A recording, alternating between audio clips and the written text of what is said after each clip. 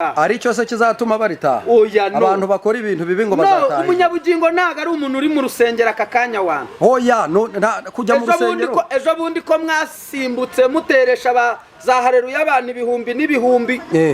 Uyu munsi muri he?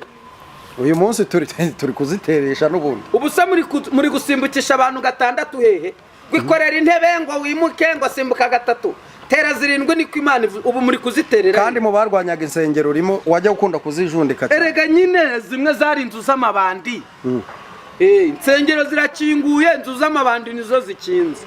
None ndeko hari cyo muri buntwara.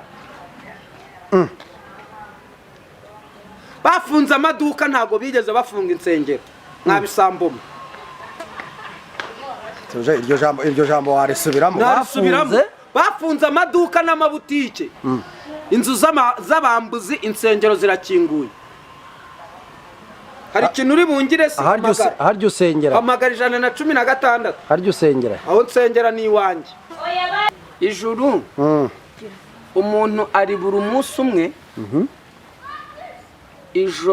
Ijuru umuntu akaribona umunsi umwe. Nabira muba mwiriza ku bituro mujya gushingura mwiriza mutubwira ngo runaka hari akaririmbo kateye naraye ngatekereza umugeni aratashe ariko nihangare nisekere n'ubundi nasanze ari hano kuriya rero umuntu upfuye we n'Imana ye bangahe babiri nibo baba bazi ibyo barimo uhereye ku ruhinja ukagera kuri se w'uruhinja abanga Imana ntibayisenge bazapfa bose be kwibukwa fini ubwo mwebwanya abantu mukunda ngo dutondagure buri kantu uwo mwanya se muratukwishyura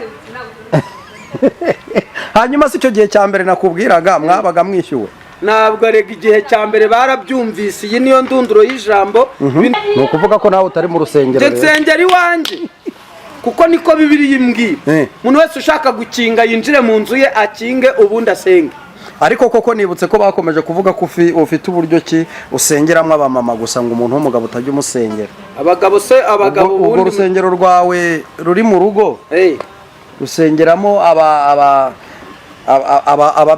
igitsina gore gusa nuko aribo banyumva ngo uri umuhanga cyane ku bagore nuko aribo banyumva nuko aribo banyumva ya nta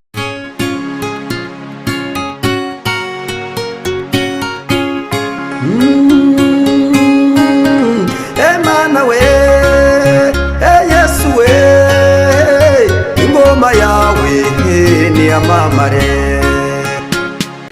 Turabasuhuje kandi tubifurije amahoro y'Imana aho muherereye hose abari mu gihugu cy'u Rwanda n'abari hanze yacyo mwese nimugubwe neza. Uwiteka Imana abaha umugisha udukurikiye arwaye wizera Imana kuko iyi Mana yacu irakiza iyi Mana yacu ntabwo iginanirwa ikora amanwa ndetse na nijoro.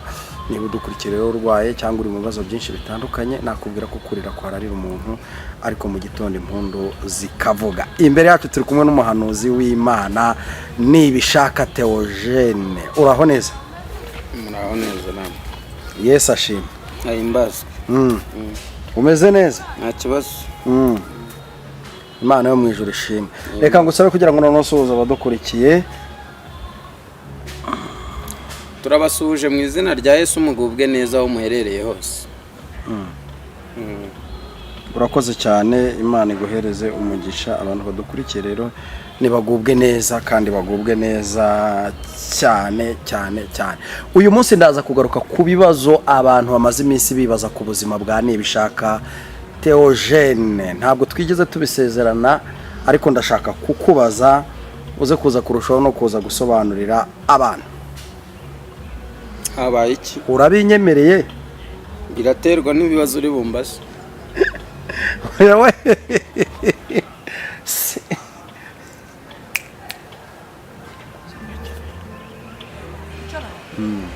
Biraterwa n'ibibazo ndi bukubaze? Yes. Byose ariko ugomba kubisubiza. Ku ngufu se? Ku ngufu. Oya ntabwo ari ku ngufu ariko ugomba gusobanurira abakunzi bawe. Abamaze iminsi bibaza ibintu byinshi bigiye bitandukanye. Kuki ntasobanurira abanzi banjye se? Abakunzi banjye barabizi. Nta banzi ugira. nta muntu ubura abanzi. ni ukuri nta banzi ugira. nawe urimo numbaza ibiterekeranye. ako kanya leta mba umwanzi wawe. none oya se naba umwanzi wawe aka kanya. byaterwa nuko wabiteguye. urakoze, reka rero ngusabe kugira ngo ubanze usenge Imana, kuko ibyo twakora byose tutasenze, umuntu wakiriye umushumba tugomba kubanza gusenga. gusabye gukiranuka mana, amen. urakoze cyane, usenze uvuga ngo ngusabye gukiranuka. ese warapagaye? dusabye Imana gukiranuka nyine ntabwo ugikiranuka. nuko ntarageraho umwanzi atarasa imyanda. iki gisobanuye ko utarakiranuka? yes, ndacyarwana urugamba. ufite icyizere ko urugamba uzarunesha? ntago mbizi ko ntago munyoroheye. ariko teje umuntu arwana ate, anesha ate, cyane cyane yahuye n'ibigeragezo by'amagambo cyangwa se byo kuraswa akagera ku rwego rwo kwangwa n'inkweto yiyambarira, cyangwa se nimvuga gutyo bwitumva n'abantu ba bugufi bakamuhahana. ubundi ibanga ni irihe rituma umuntu ashobora kunesha? ni ukumenya ko wishinzwe wowe ubwawe. ntabwo umuntu yishinzwe, kuko rimwe na rimwe hari ibibazo byinshi umuntu ahura nabyo bikaba ngombwa ko hari buza abo kumufasha. none zuba ugiye kumfasha iki? ngewe ariko ntabwo nazanywe no kugufasha, nazanywe no kukubaza. none se ubwo uraba umfashije iki numbaza? ninkubaza uraba uri gusobanurira abajya bakwibazaho batazi. none se urabashira hehe kandi ari byo bibabamo? urabashira hehe? kubasobanurira nicyo cy'ingenzi. reka nkubwire, igisubizo kiravuga ngo ntibanyurwa. ntabwo banyurwa, ahubwo yaba ari wowe utanyurwa. bene Adamu yaba ari wowe utanyurwa. none se ubu ngubu abantu bose bakuvuga nabi? abantu bose bakuvuga nabi. uramvuga neza se ngo aze tumuhe igikombera?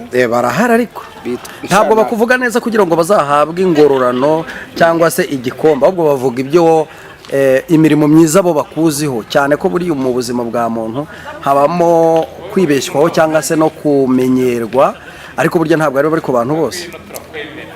igifite agaciro rero muri ibyo byose umbajije ni ukumenya ko nta muntu nshinzwe, nta waraye atariye kubera ngewe, nta n'uwabuze ibitotsi kubera ngewe. yego, ni ngetewo muriho, ni ngetewo mudahari.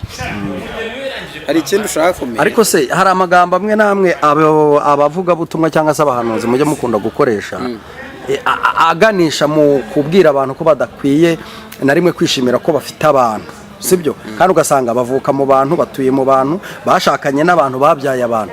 ese ni gute umuntu ashobora kumva ko ari wenyine? yenda reka nongereho na Yesu Kristo avuga ngo njye na Yesu gusa, kandi wakenera kujya kwa muganga bikaba ngombwa ko uri bukenera abantu baza kukugeza yenda no ku modoka. buriya rero hari ikintu mwebwe mwitiranye. umuntu ni iki? umuntu ni iki? umuntu ni umuntu. umuntu ni uvuye mu bandi. umuntu ava mu bantu, abantu bakava mu muntu. umuntu ava mu bantu, abantu bakava mu muntu. yego. utese nibyo. wapi? none se umuryango ni iki? umuryango ni abantu. hanyuma se kugira ngo habeho umuryango wabanze habanza umuntu. Imana yaremye iki? umuntu abyara abantu, abantu bakabyara umuntu. hoya nta tandukaniro ry'abantu. abantu nyine ni benshi, umuntu ni nyine abantu bava mu muntu, umuntu akava mu bandi. yenda aho ngaho nashobora kubyumva. hanyuma se bigenda gute kugira ngo umuntu ahitemo kuvuga ngo nitandukanyije n'abantu? imvugo mukoresha muvuga ubutumwa, imvugo mukoresha muririmba, imvugo mukoresha mu mbwirwaruhame zanyu, wowe urimo uravunika cyane ngaho nsubize ibintu bitari ngombwa. kuki umuntu atagumana umusatsi yameze akivuka? nuko aba ari bumere undi.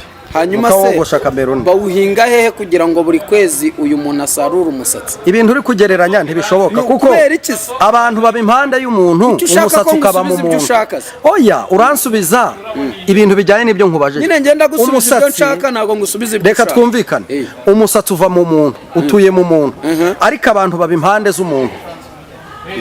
abantu baba bari impande y'umuntu, ntabwo abantu batuye mu muntu. kubera iki?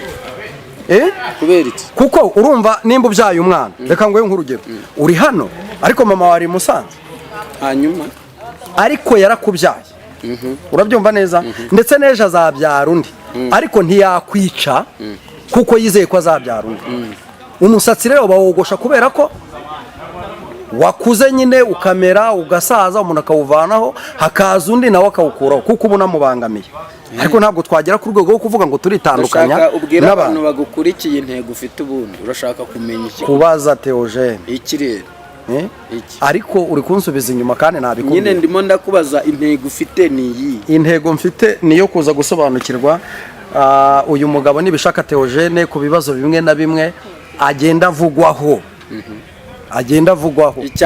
icyambere Theogene bavuga ko waguye bo bahagaze ntibazanyegure ibyo ni bya bindi nakubwiraga mwebwe abarokore mukunda kugira byo kwihagararaho icyo kiveho nyine oya ariko Theogene reka nkubaze nyine ubundi nkubaze wowe none se ugiye kumbaza yes ubwirwa n'iki ko umuntu yaguye nuko imirimo myiza yakoraga batakikora kuri njye ariko imeze ite muri Kristo Yesu niho turi ntabwo twebwe turi nimba ari uguhinga ko umuntu abagihinga abavugizi ba Yesu tubimenye ndiyo kabisa ukorera uruhe rukiko ni urw'ibanze ni urwisumbuye minijuru urwisumbuye rwa minijuru reka mbabwize ukuri mufite ibibazo nta bibazo dufite Yesu yaravuze ngo muzabamenyera ku mbuto zabo ariko hari igihe imbuto ziba hari ukuntu reka twumvikane sibyo ntabwo ngende kukubaza gutya kubera ko hari ikibi nakubonye Pascal ahubwo ngenda kuri urujijo abantu banyandikiye amakomenti hano urabyumva neza somi ya mbere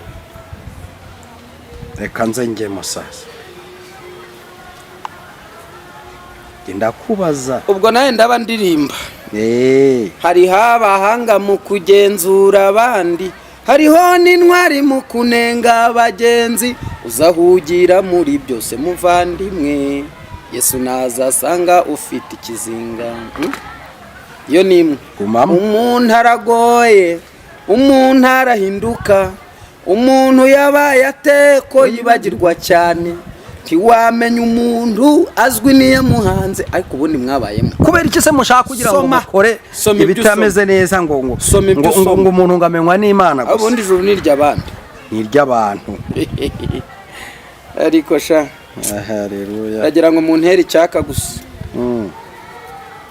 kandi kanya nabona guri kunywa agacupa k'amazi ndizera ko nta cyaka ufite barokore kubana namwe no kwihambira kwishyiramo umukanda muri inshuti z'agahato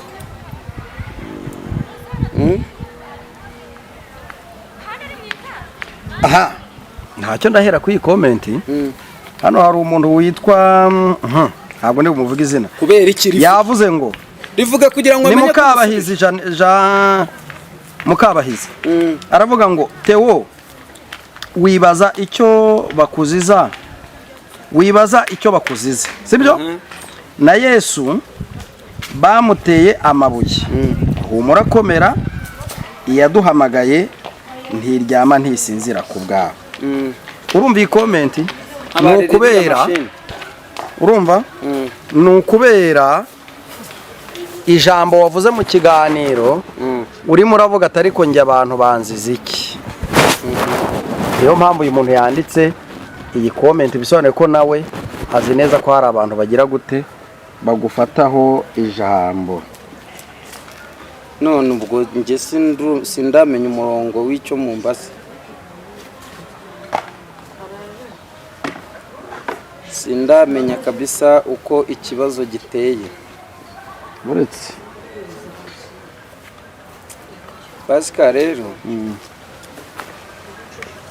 wayinciriye mu gacucu komanteri z'abandika batukana ubundi aka kanya reka iki kibazo duhite tunakivaho yenda ni nakari gaciyemo n'akantu tuba ducishijemo kugira ngo ntabirenze aka kanya Theogene ntago mbizi niba nzajya mu ijuru nta makuru ufite ntago ndabimenya kandi simbizi niba nzarimbuka kuko namenye ko ijuru ntabwo ari imyaka umuntu yasenze yego ntabwo kurimbuka ari igihe umuntu amaze ku isi ijuru ni umunsi umwe n'isaha imwe mu kwezi kumwe mu mwaka umwe nshobora kuba ndi kujya mu myaka y'ubukure ndi kwinjira muri 40 ariko ijuru nkaribura ku munsi w'umwaka wa 40 harya buriya yenda udufashije ijuru umuntu arihabwa n'iki karibuzwa n'iki mva kuri iryo zuba ijuru umuntu ari buri munsi umwe ijuru umuntu akaribona umunsi umwe na biriya muba mwiriza ku bituro mujya gushyingura mwiriza mutubwira ngo runaka hari akaririmbo kateye naraye ngatekereza umugeni aratashye ariko nihangane nisekere n'ubundi nasanze ari hantu kuriya rero umuntu upfuye we n'Imana ye bangahe babiri nibo baba bazi ibyo barimo ibindi rero nuko mbaho nzajya mbaherekeza nibantanga ubwo nanjye abo nzatanga bazamerekeze ariko ntimukandirire mu biganiro ugenda ukora wagiye gukunda kugaruka ku bantu batitwara neza uvuga ati Imana ntiyabaha amahoro, Imana ntiyatuza kuko icyo nshaka nuko muhindukirira Imana. Niyo mpamvu nari nkubajije ngo ubundi ni nk'ibiki umuntu yakora bigatuma ahabwa ijuru. Uhita umbwira ngo ijuru umuntu aribona umunsi umwe akaribura umunsi umwe, ariko se nyine ni iki kiribuza, ni iki kiritanga? Nkuko icyo data wa twese ashaka nta kindi. Nicyo rero nkeneye kugira ngo tubwire abakunzi bawe. Ni igiki nyine data wa twese ashaka, nicyo rashaka. No gukora ibyo twese ibyo adushakaho, ari ibindi se.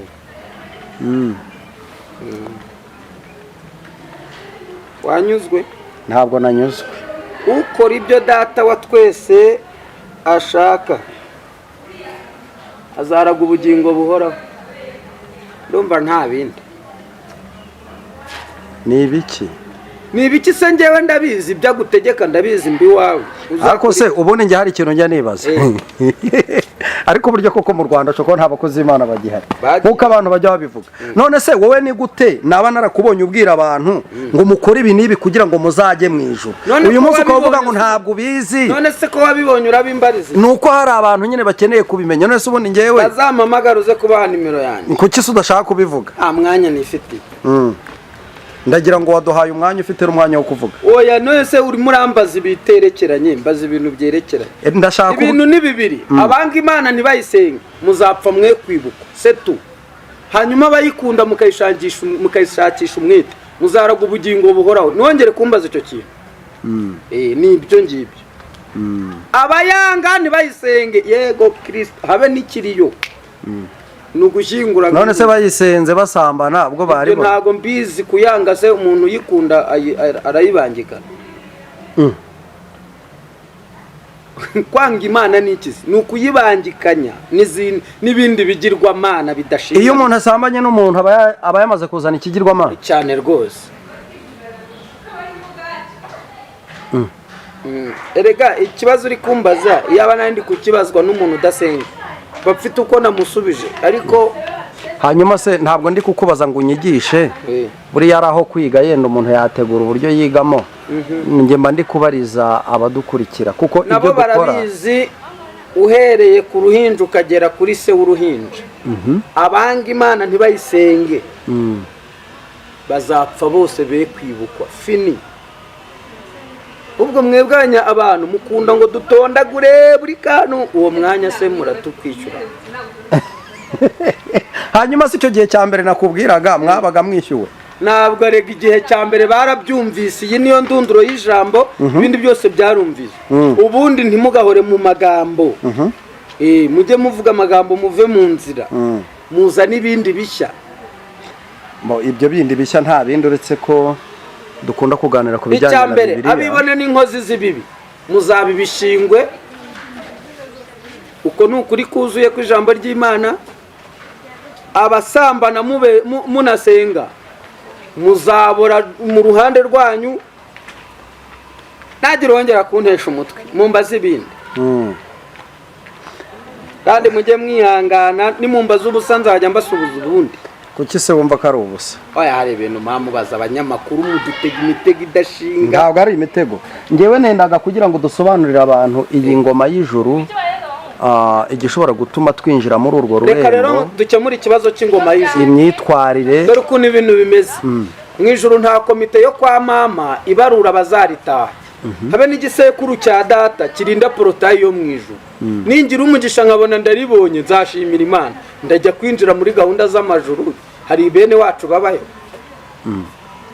Nta bene wanyu bigeze bajyayo? Kuri kose nta. Ariko ikintu kijya kimbabaza, mu minsi yashize twabonye abahanuzi benshi, bamwe na bamwe baza bavuga bati ibyo twahanuye twarabeshyaga byaga bivuye muri twe. None ga nawe ugarutse wivuguruza, urimo wivuguruza.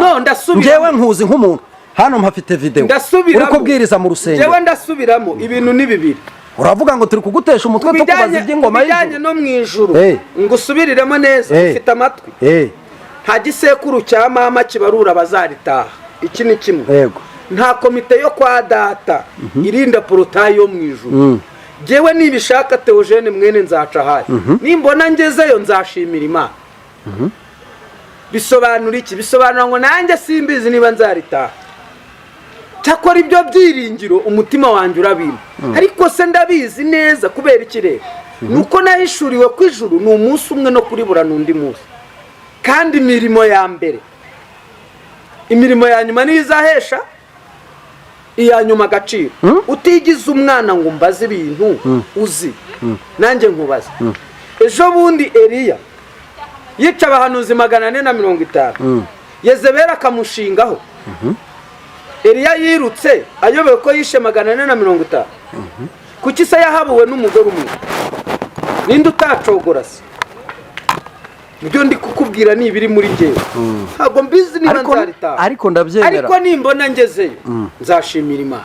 Uzashimira Imana. Hari ikindi umbaza. Aka kanya rero mfite ibyo nirinda nkuko nabyigishijwe. N'abandi bafite ukuntu bafite ibyo bagenda birinda kugira ngo bazaritaha. Ijambo ni rimwe. Abanga Imana ntibayisenge bazapfa bose be kwibuka. Kumbwira ngo kunywa inzoga gusenga no kujya mu ijuru biratandukanye. Ntabwo abantu bazajya mu ijuru ari abasenga. Hanyuma se icyo nashaka gusobanura. None se wundi umuntu bisobanure byose. Wimbwira umwanga rero mata unshiraho icyokere cyinshi cyane. Ariko rurakubera. Ariko toje uje mu kiganiro uvuye. Oya nje nukunguka abantu mukunda kumbwira ngo ngira amahane. Nje nta mahane ngira. Kuko ubu turi kuvugana mu ijuru n'ahantu ijuru si ikintu. Turi kumvikana neza. Ijuru ni icyo ubundi. Ese kubera iki urupfu ari ryo rembo rijya mu ijuru kandi mwese mukaba murutinya? Rero hari ibintu mba nirinda kwinjiramo kuko numva ntari ready kubisobanura ngo mbyinjiremo. Ntabwo ronje kwivuguruza ngo nakazi kabo niba baraje bavuga ko Imana batumye bakagaruka bavuga ko hari ibyo biyongerereyemo, nibyo nibibare. Kuko ijambo ryarambwe ngo utazampamiriza imbere y'abana baba nanjye sinzamuhamiriza imbere y'Imana data wa twese n'urugaga rw'abamarayika. Rero ibintu byose mumenye ko bigira ingaruka. Niyo mpamvu nyine nanjye nengeneye ngo uhamirize imbere mu maso y'abana b'abantu. Ijuru nzaritaha nindi korera. Hako nintarikorera kwahe. Gusa icyo nemera kandi nanone hari umuntu umunyabugingo aranditse. Nubwo yaba akakanya ari mu migina ariko aranditse. Hari abantu bari gusambana, abandi bari kuroga ariko bazaritaha. Abandi bari gukuramo amada ariko bazaritaha. Ari cyo se kizatuma baritaha? Abantu bakora ibintu bibi ngo bazataha. Umunyabugingo ntago ari umuntu uri mu rusengero akakanya wantu. Kujya mu rusengero. Ejo bundi ko mwasimbutse muteresha za hareruya abantu ibihumbi n'ibihumbi. Uyu munsi muri he? Uyu munsi turi kuziteresha n'ubundi. Ubu se muri gusimbukisha abantu 6 hehe? Gwikorera intebe ngo wimuke ngo simbuka 3. Tera 7 niko Imana ubu muri kuziterera. Kandi mu barwanyaga insengero urimo wajya gukunda kuzijundika. Erega nyine zimwe zari inzu z'amabandi. Insengero zirakinguye, inzu z'amabandi nizo zikinze. None ndeko ari cyo muri buntwara. Bafunze amaduka ntago bigeze bafunga insengero. Nabisamboma. Iryo jambo warisubiramo. Bafunze amaduka n'amabutike. Inzu z'abambuzi insengero zirakinguye.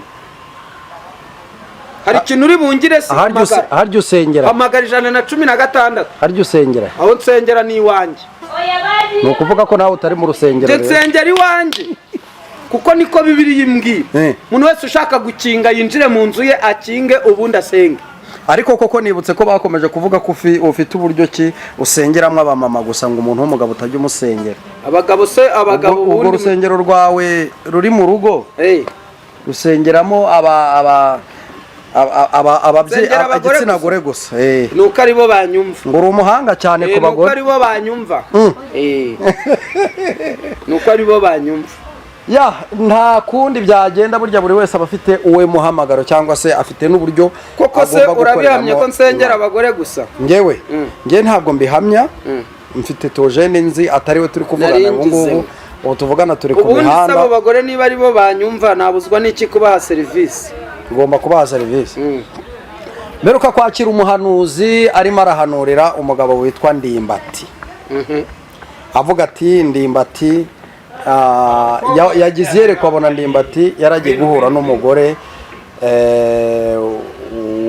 muri babandi nyine bitwa ngo nimba reka abashuga mami ngo niba ari igishego icyo kiganiro numva ngo yari afite gahunda yo kumuca ibintu bya hariya mu ibanga ese ubuhanuzi ko numvaga nigeze kubona comment yawe nawe urahamanya n'umwuka ko mu by'ukuri atari Imana se yamutumye ndarengana ibyo nabyo Imana ishaka guhandimbata agakiza igomba kumurengera aya Ndimbati ntago muciriye iteka nta gahunda yo kujya mu barokora afite oyas neza urantwari Imana yamurengera yego kuko ntago Imana ari umwanzi wa Ndimbati nta nubwo nciye iteka ariko nta gahunda yo kugira ngo Ndimbati ajye mu barokora mu muhamagare mu mwibarize nimusanga mbeshye mu mama kandi azakorera Imana ngaho tegereza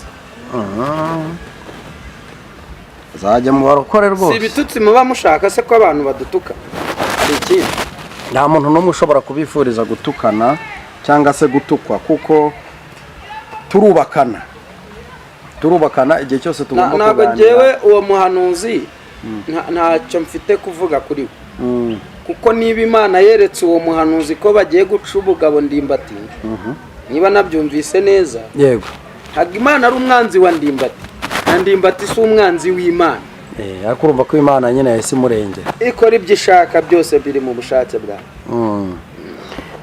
aha urakoze cyane rero reka ndumva tutari buze gukomeza gukora ikiganiro kirekire turaza kuza gukora ikiganiro gitoya nagusabaga kugira ngo nimba hari ikindi warenzaho wagira iki nka message yenda runaka ubwira abagukurikiye twaguhereza umwanya bo message abantu nibareke guhangana kuko uruciye munsi ntamenye ikiruri imbere abanyarwanda mworoherana kandi abakristo namwe mworoherana ibintu byose mu bitware gake hanyuma ikintu kiriho abantu muze dusenge ndumva umwuka w'inzara uri gututumba ubwo mbivuze muri urwo rurimi inzara irimo iratutumba ubundi hari imyuka ibiri yamaze gutera igihugu cyacu cy'u Rwanda kereka niba wenda abantu batari kubibona umwuka wo gukenyagurika umwuka w'imfu ku muvuduko uri hejuru n'umwuka w'ubukene wongeye kuzamuka rero abantu baze dusenge nta yindi message mfite urakoze rero ndagira ngo utambutse nimero yawe ya telefone kugira ngo wagukenera abe yaguhamagara erega twarazitanze turanarambirwa komeza kuzitubaza ndumva atari na ngombwa kuko nimero ndumva twarazitanze bihagije kuzibaha no kutazibaha muri iyi minsi ntacyo bitumariye reka dushimira abakunzi bacu bari badukurikiye Imana y'amahoro ibahereza umugisha sawa murakoze ni byiza ko tubaza akantu ku kandi cyangwa se ikintu kiba cyaje uwo munsi kumbure hari uwo kiba kigomba gufasha kuko nta nduri ivugira ubusa ku musozi ariko icyo nabwira abantu twanga icyaha n'igisa nacyo kuko Yesu atari yaza urupfu ubwo ntabwo rutinze. Niba Yesu atinze urupfu rwo ntirutinze. Ubwo rero ni ukuvuga ngo birabisikana, bityo rero buri muntu wese akore neza, yanga icyaha n'igisa nacyo, kuko ni